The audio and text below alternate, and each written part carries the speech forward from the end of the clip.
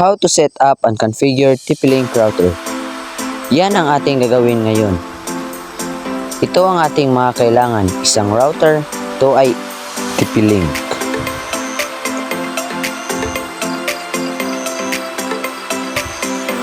At kailangan natin ng dalawang UTP cable. Ito ay straight through cable. At saka power adapter para sa ating router.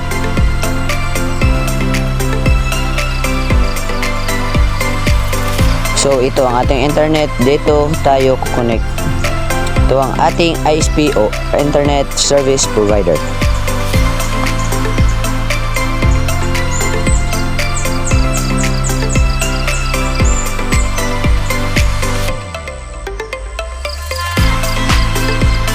So sa likod ng router makikita natin meron siyang WAN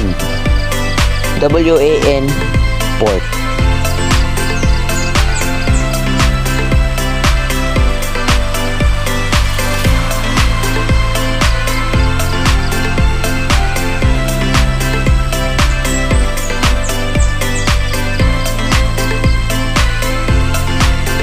So meron din tayong 4 na LAN port.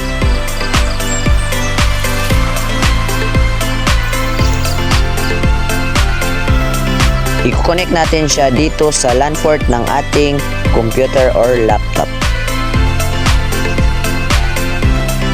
So una, ilagay mo muna sa LAN port ng ating router.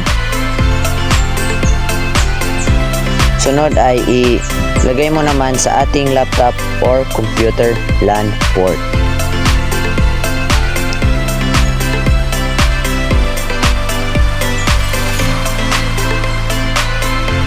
At ito namang pangalawang wire ay i-connect natin doon sa ating ISP. So, isaksak natin dito sa WAN port or WAN port.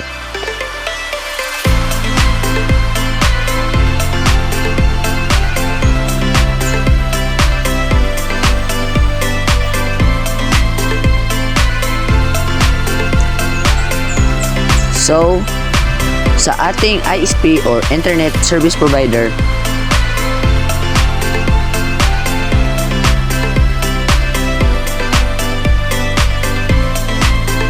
so makikita natin na ang ating ISP or Internet Service Provider ay may 4 na LAN port.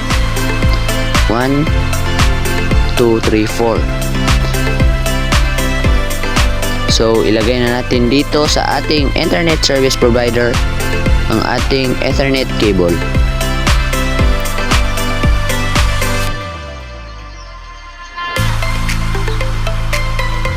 Pagkatapos ay isaksak na natin itong power adapter sa ating router para gumana na ang ating router. At simulan na natin ang ating pag-configure.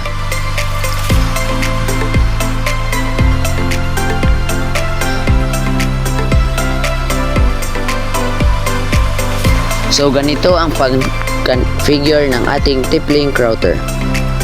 So pwede tayong gumamit ng Microsoft Edge, pwede rin naman natin gamitin yung Google, Firefox at iba pa.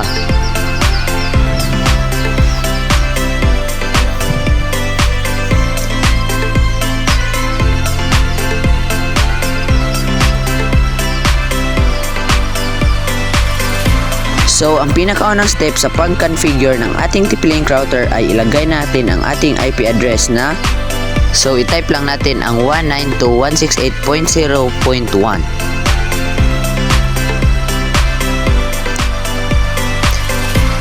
At ma-access na natin ang ating TP-Link router. So, ang kailangan nyong ilagay dito sa kanyang username at password ay admin lamang.